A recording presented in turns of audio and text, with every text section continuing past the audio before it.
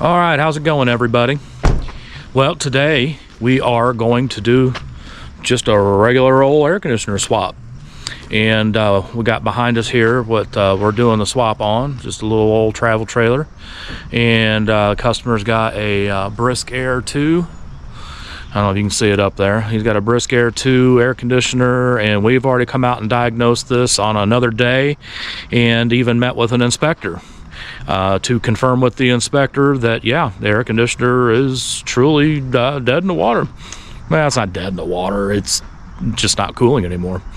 So anyhow, that's what we're doing today. So let's get started.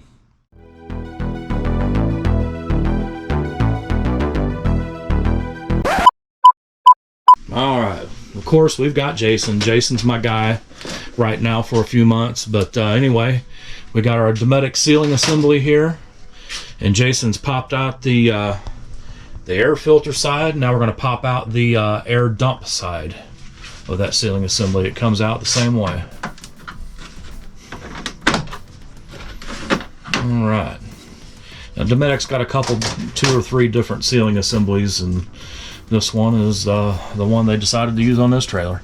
All right, so when we're replacing a roof unit, really, ultimately, all we need to do is, this is an anchor bolt, anchor bolt, anchor bolt, anchor bolt. Pull those 4 bolts out. We got to take our sealing assembly off, and it looks like 4 screws around it. Take that off, and we take our air divider anchor plate down with the 4 bolts, and that frees up the roof unit. So at that point, all we need to do is just unplug our umbilical cord over here from the control box. This is the brain of the HVAC system. And then there's a freeze sensor right up in here. You'll see a freeze sensor stuck into the evaporator coil. So all we'll need to do is just take that out of the evaporator, and now we can go to the roof and literally lift up the air conditioner. And it may be a little stucketed to the rubber membrane up there, but you know, we got Jason here. He's a hoss. He's a Hulkmeister. We'll get him up there, and he just give it a little jerk and get the compression gasket to let go of that rubber membrane, and then it'll just be a matter after that of him and I taking the old one down and putting the new one up, and then after that, you get the new one up, then you get it lined up with the hole, and then we'll come back in here and take care of the bottom side.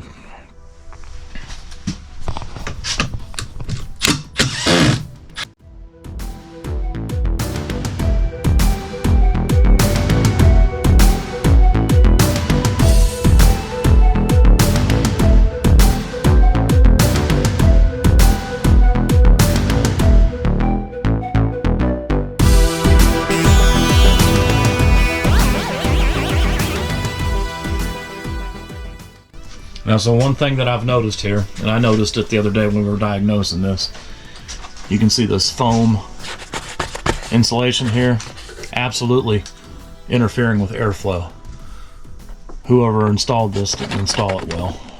And then if you look at the other side of the divider here, you know, you got some more you know, foam on this metal divider here. But dude, I can put my whole hand across this divider right here. So now you got an issue of cold air coming out here, turbulence in here, knocking around until it finds its way to air ducts, and it's also finding its way over that divider and causing short cycling.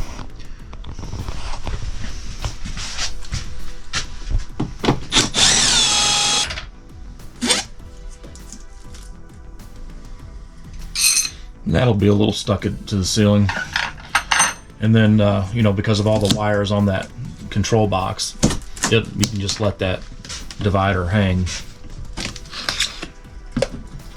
And the other half of that divider is stuck to the bottom of the roof unit. And all we got to do is just pull that off. All right, so there's the freeze sensor. Jason just pulled out of the evaporator. And then we'll stick that back in the evaporator of the new unit. And then this right here, just take this right out of here because we don't need this. Well, if we were putting it back to original factory setup, then we would put this back in, and of course we would clean all this up. We would have to make this right. That's just interfering with airflow, and it's allowing air to go across the divider and all that. But this customer has elected to have an RV airflow installed, so when we go to put all this back together, we'll show you how to install an RV airflow block in here, and he will have much better airflow, a quieter air conditioner, and he will be much happier.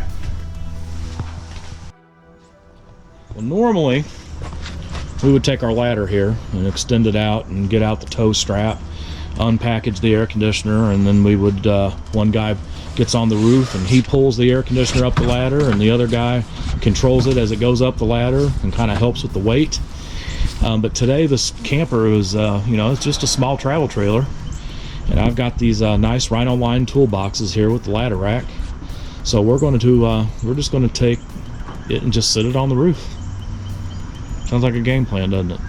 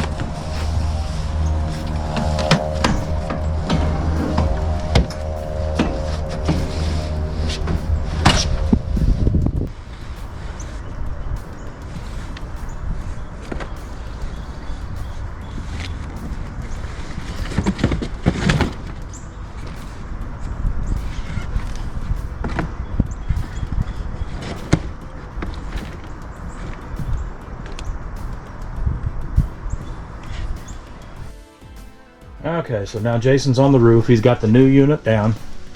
And what I'm going to do from in here is we're going to make sure that it's lined up properly over the hole while he's still on the roof, because he can move it better than I can. Hey, Jason, the whole unit's got to come back about 2 inches. Yeah. Whoop, a little too far. Right there, right there, right there. And then it's got to come towards the curb side about a ½ inch. Curb side towards the slide or away from it? Away. Right there. Right there. Maybe come back about a ½ inch. No, no, no, back. Oh. Okay, that's good. Okay, right there. I think that we'll do it. You like it? Yeah, that looks great. All right. I'd say we are lined up.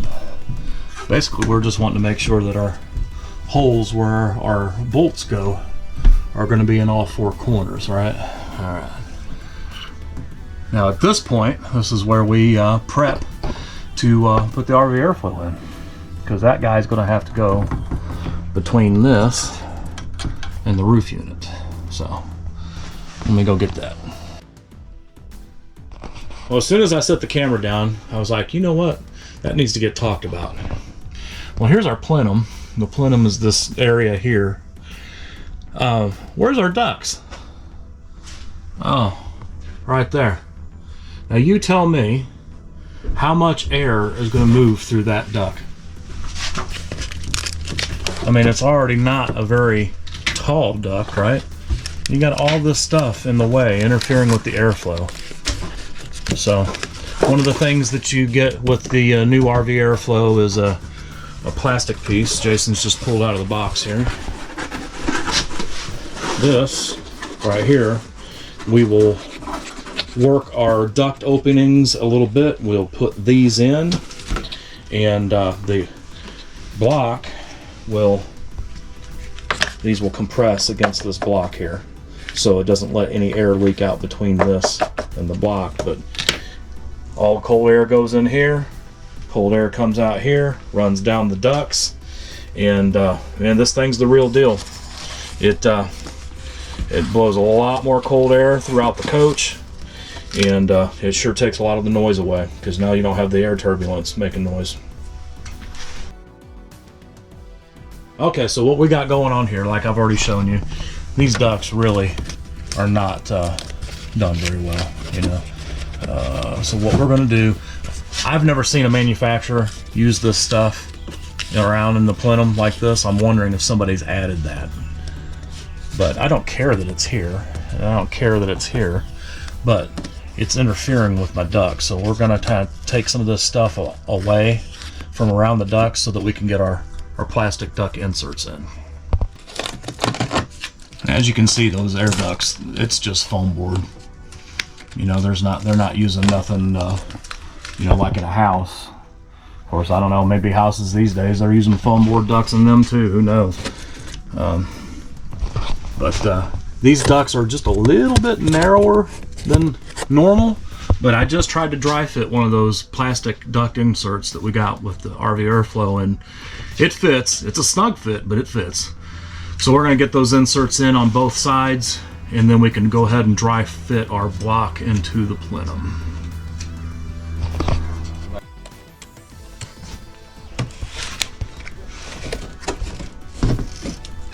Great fit. Like I said, it fits. Oh, that's good. So on several, as you can imagine, manufacturers don't make all their plenums the same exact way. But this is a very standard setup right here. It's on behind me on the table if you're looking for it. So we're just taking that plastic duct, and they've got wood brace here, and just enough for that duct to get through. So it made it a little bit of a snugger fit. Normally we're not contending with a brace here, maybe one, maybe not, or the other, but not two like this normally. But he got it in there, and got it nice snug fit. I'm feeling to see if there's any place where air could get around that, and I'm not feeling anything, but if there was, you know, we'll just take some of that HVAC tape and we'll just kind of tape it up, you know, so we don't have any leaks. All right, let's do the other one.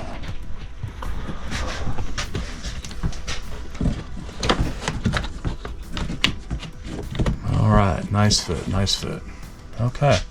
Now, something else that you want to pay attention to, you know, when you're doing an air conditioner or anything, air conditioner service, replacement, putting an RV airflow in, you know, is the hole where the wires come through, is it a big gaping hole? Here, they've got all of this insulation stuff around it. They got a piece of wood panel there. They got a nice small hole. So the manufacturer, my hat's off to them for doing that well. You don't want the air conditioner to suck warm air out of the attic. Or over here, if there's a hole here, you don't want the air conditioner to be blowing cold air to the attic. So let's get the plenum all sealed up so we don't have a loss of airflow either way. And right now, we are golden.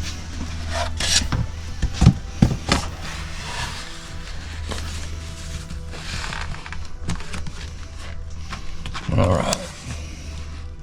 Got a little bit of resistance against something there. Okay, it's the gasket on the air conditioner. It's hitting the edge of a compression gasket. And I've seen it where the manufacturer of the air conditioner doesn't have that compression gasket exactly squared off. And I've had to take a razor blade knife and kind of cut it back a little bit so that I can get my block in there.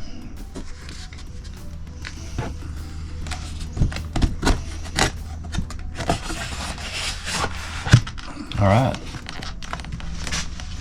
Let's see, it needs to be sitting level, of course, like that. I like it. All right, and if you can, Jason, see if you can get this to scoot so that there's no gap here. and that may require the whole air conditioner moving back just a smidge. There you go. Excellent job. Excellent job. Okay. All right. So we've got our block in.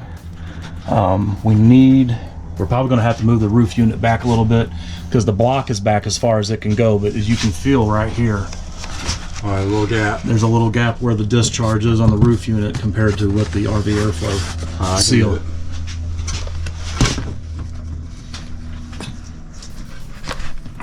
Okay. All right. I did it. Excellent. All right. So our block is in all the way. And because of what Jason just did, this right here, it's sealed up around the discharge of the roof unit. So now what we would do is take our anchor plate and get this up there. Do you want to tape that seam or not? You don't have to. You don't have to, but we can. But it's better to do it after we get it tensioned down. Okay. So sometimes I have to take this divider off of here, and it's just a matter, it's just got little spot welds. And yeah, you can feel right here, this is a separate piece from this. Anyway, you get one of those spot welds broke, and then you can just grab it and wiggle, wiggle, wiggle, wiggle, break the next weld, wiggle, wiggle, wiggle, break the next weld, and then you get all that off of there, and then you won't have no fight getting that divider up there where it belongs. But they have allegedly redesigned the block so that you don't have to do all that, and we're going to see here right now, do I have an old block or a new block?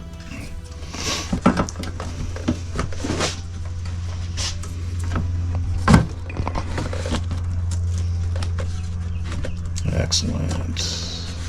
It's looking good so far, but I guess the tail of the tape is going to be, do our anchor bolt holes line up with the roof unit holes without cross-threading or going crooked. Here, let me see if I can hold it for you.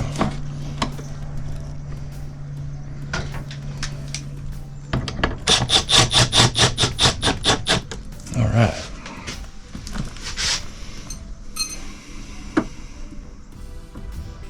If you guys got any questions about how these RV airflows are installed, if you're having issues or whatever, RV Airflow is they are great folks over there. Art Miller and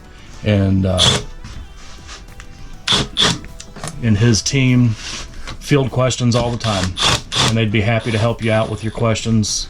Heck, you can even reach out to us. You know, we can, you know, we've done hundreds of them, so we can definitely give you some pro tips. Can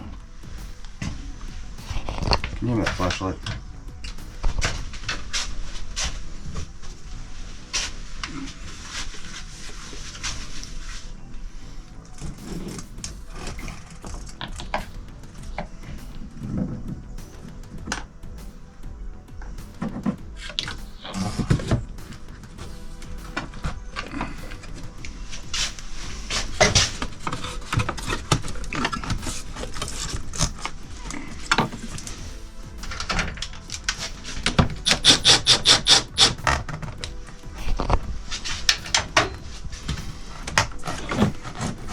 It's easy to install, but it doesn't mean that it's simple. Sometimes you have to really finesse some things to get it to work, and other times it goes in like cake. Looks like this is going to be one of those finesse jobs. Usually when you find that riv nut, you found it. And I think I just found it on this one. Yep, mine's in.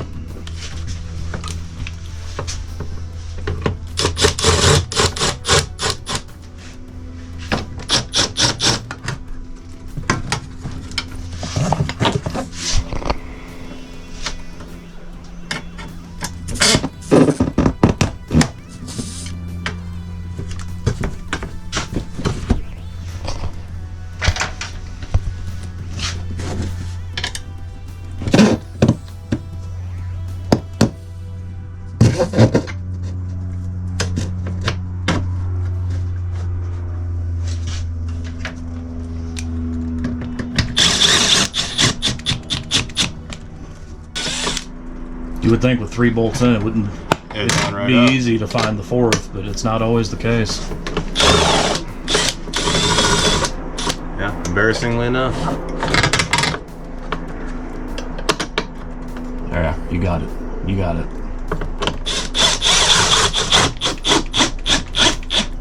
It's crazy. Big old hole like that, hard to find.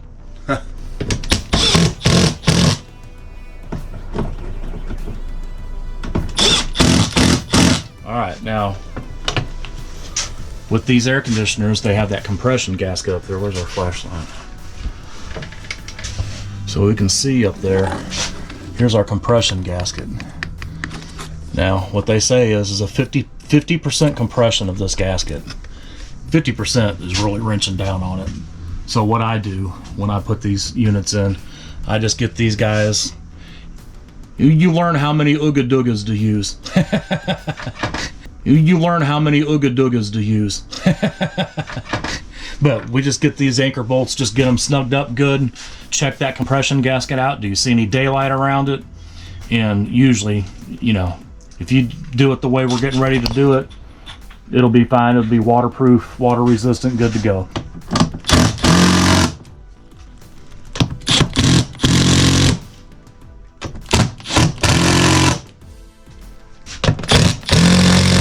Perfect. That is a fantastic install right there. And then checking our block up here, and that gasket is compressed for the RV airflow around the discharge of the air conditioner. And what we'll do is we're gonna have to go ahead and we're gonna have to find our spot to put that in the evaporator. And then we're gonna have to plug our umbilical cord in, and then we can give this guy a test run. And then we'll take our hand and we're just gonna feel around. Do we feel any air blending or anything like that? A lot of times I just go ahead and just take the HVAC tape, and I'll tape this metal divider to the block. I'll take some tape and run it down the edge of the block here. And even sometimes when I'm feeling wild and crazy, I'll even tape right up here across the top of the block to the bottom of the roof unit, just to make sure we know that way we know that we have no air blending. All right, well, Sneezy just got the freeze sensor in for us here.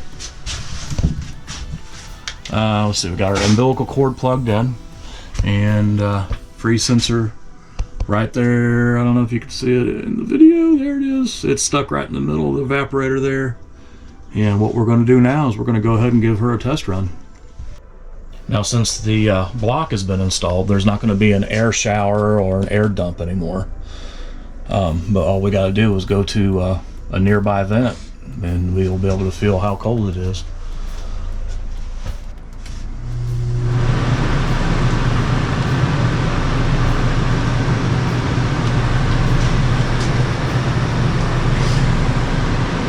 What's funny is a lot of times when you put an RV airflow in, first turn it on and all of a sudden you hear debris blowing down the ducts. Yeah. Stuff that, you know, because it never had that much wind blowing through it before. And I feel that's good air conditioning. well, our compressor just started, and already I can just feel the air getting colder. And I know on the camera we didn't really run anything before we took it apart, so you couldn't hear how loud it was. But I'm just telling you, that RV airflow, 3 to 4 decibels quieter with that block in there. And now he's got air chugging out his vents like he's never felt before, I'm sure. He'll be very happy with this. So now that we've got her running, we're gonna move our, you know, just to see if we find anything leaking anywhere and tape it up. Or just tape it up anyway, Yeah, just I'm in just case. taping it up anyway. There's nothing wrong with that. Better be on the safe side. All right, Jason's got our plenum all taped up here. Nice job, good work, Jason. And now we're going to put the ceiling assembly back. Now, something the customer will need to know is that here is his air shower that, you know, he would have had the option of using before. He doesn't have that option anymore. So on some ceiling assembly setups, like the Coleman Air XL setups, you would actually want to tape this closed, because if you open it up, because of the way the block is made, this will become a unfiltered air return. So you'll want to tape it closed so the customer don't have that. So we don't want to get any dirt in the evaporator, or at least limit the dirt to get into the evaporator. But on this Dometic, it's just a block of styrofoam. This is going to go here like this. Don't need to tape it closed, but he can open it and it ain't going to do a thing. But right now, these vents right here, I'm just telling you, I know you just got to take my word for it, but I've got nice ice cold air blowing out of these vents now. I think the customer will be very happy. All right, Jason. I'll put a hand on it to help you out. Sometimes a human being needs 3 hands.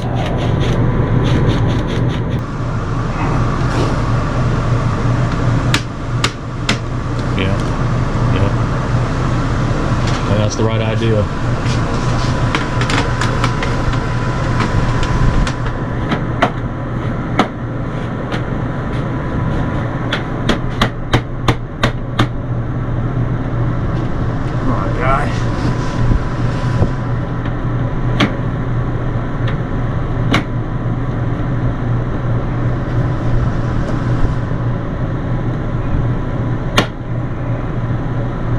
Very tight click.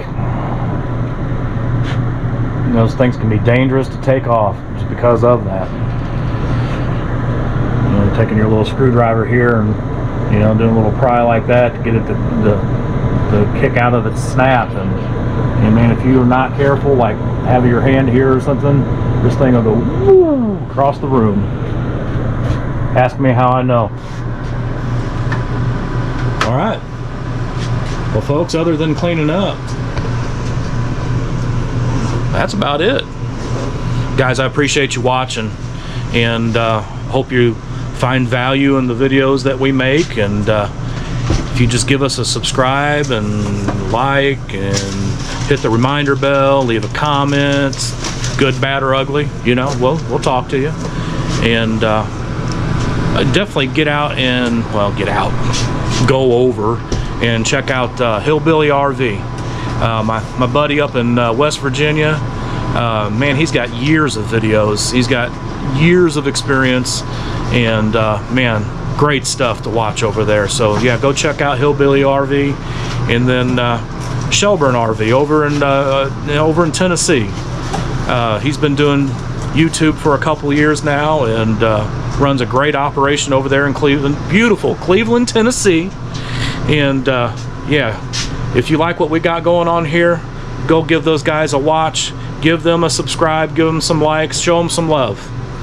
RV community got to stick together.